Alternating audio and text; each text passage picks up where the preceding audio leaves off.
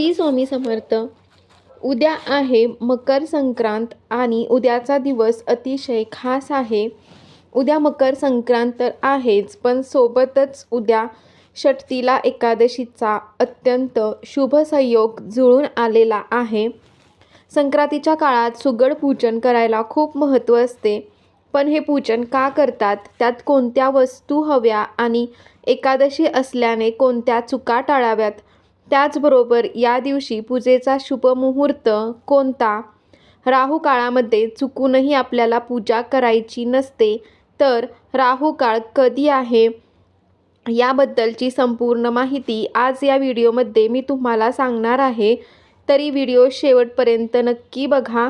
चॅनेलवर नवीन असाल तर चॅनेलला सबस्क्राईब नक्की करा आणि कमेंटमध्ये ओम सूर्याय नमः लिहायला अजिबात विसरू नका, जेणेकरून भगवान सूर्यदेवाची तुमच्या कुटुंबावर, मुलांवर अगदी भरभरून अशी कृपा होईल. संक्रांत हा सण निसर्गाप्रती कृतज्ञता व्यक्त करण्याचा सण आहे. सुगड म्हणजे सुघट, चांगला घट, नवीन धान्य, फळ आणि निसर्गातील अन्नाचा सन्मान करण्यासाठी हे पूजन केले जाते. यात आपण सुगडाची पूजा करून समृद्धी आणि चांगल्या आरोग्याची प्रार्थना करतो. हे मातीचे सुगड म्हणजे पृथ्वी तत्वाचे प्रतीक मानले जाते. सुगड पूजनासाठी 2 किंवा 5 मातीचे सुगडे लागतात.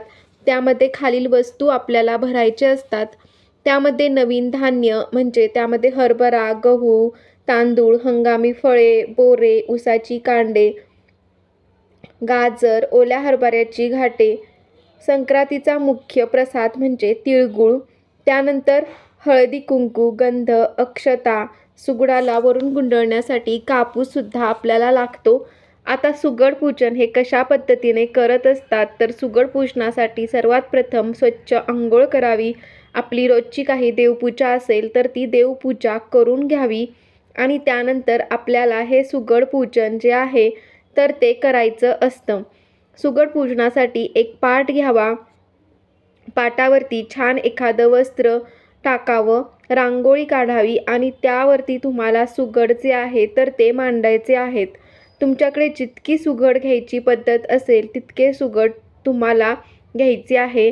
सुगडांना हळदी कुंकवाची 5 आडवी बोटे ओढायची आहेत. सुगड्यांमध्ये वर सांगितल्याप्रमाणे सर्व धान्य आणि वस्तू भरायच्या आहेत. त्यानंतर अक्षता आणि फूल व्हायचं आहे. देवासमोर दिवा लावून आणि धूप दाखवून मनोभावे प्रार्थना करायची आहे. पूजा करताना किंवा सुगड अर्पण असताना मंत्र म्हणायचा आहे. रोग शोक परितामम पापम च हरमे शुभे यथामतम सर्वगा देवी तत्वमे गुरुमंगलम. आता याचा अर्थ कसा आहे की हे देवी माझे रोग शोक आणि पाप दूर करून मनस मंगल कर, असा या श्लोकाचा अर्थ आहे. अशा पद्धतीने आपल्याला हे सुगड जे आहे तर ते पूजायचे असते. त्याचबरोबर प्रत्येक सुगडाबरोबर तुम्हाला विड्याच्या पानावरती जे आपलं साहित्य असतं, नारळ, हळकुंड, खोबरे, बदाम, खारीक, सुपारी, हे 5 वस्तू असतात तर त्या तुम्हाला ठेवायच्या आहेत. 5 विडे भरायचे आहेत. तुमच्याकडे जर फक्त एकच विडा भरत असेल तर एक विडा जरी ठेवला तरी चालेल. त्या विड्यांचं सुद्धा हळदी कुंकू अक्षता वाहून पूजन करून घ्यायचं आहे.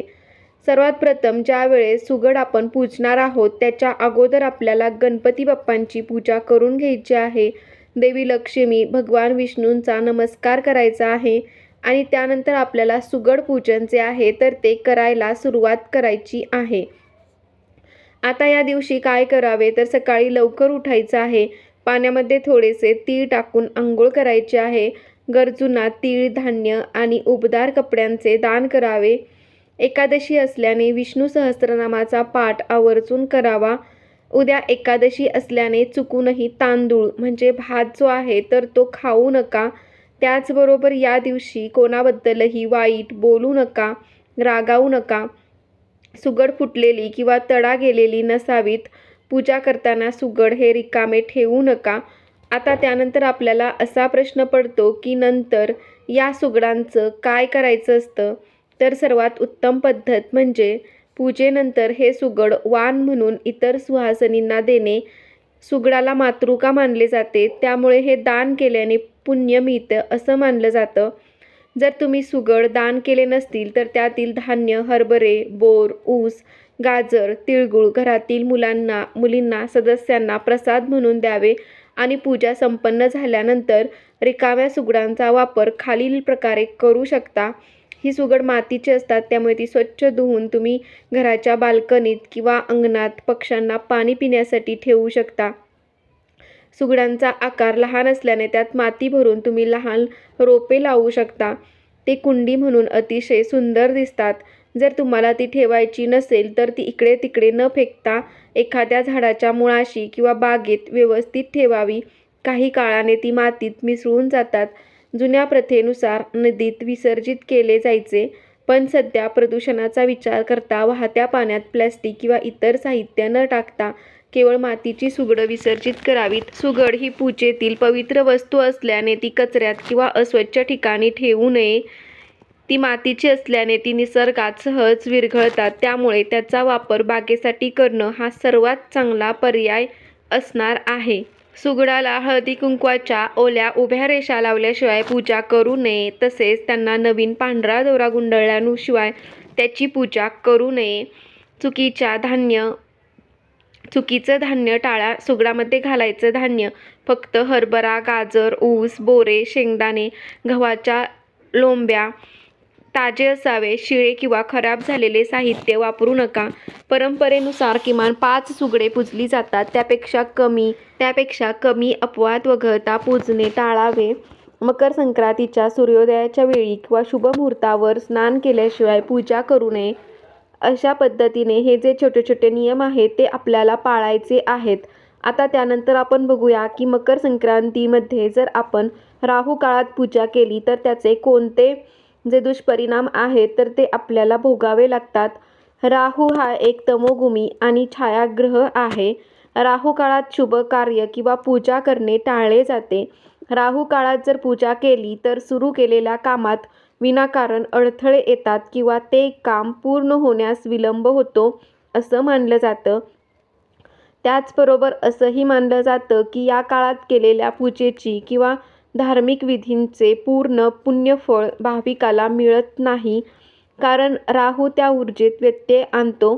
त्यानंतर राहू काळात घेतलेले निर्णय किंवा केलेला संकल्प अनेकदा चुकतात किंवा मनात गोंधळ निर्माण होतो. या काळात नकारात्मक शक्ती अधिक प्रभावी असतात, त्यामुळे नवीन वस्तूंची खरेदी किंवा महत्त्वाचे विधी टाळले जातात.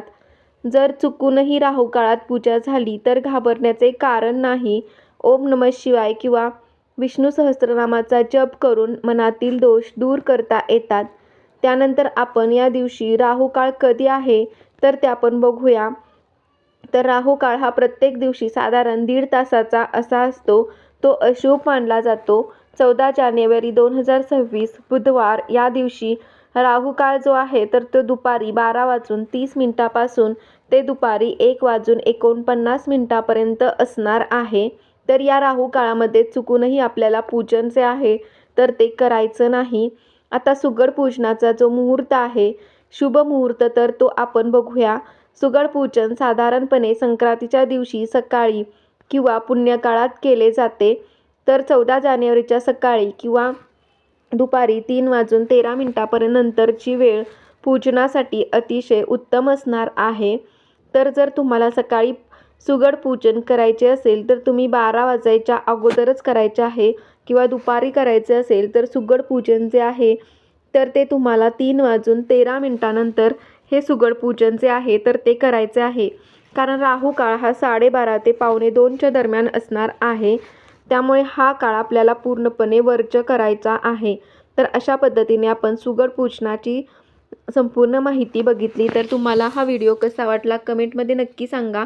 व्हिडिओ आवडला असेल तर व्हिडिओला लाईक करायला विसरू नका. श्री स्वामी समर्थ. जय जय स्वामी समर्थ. श्री गुरुदेव दत्त.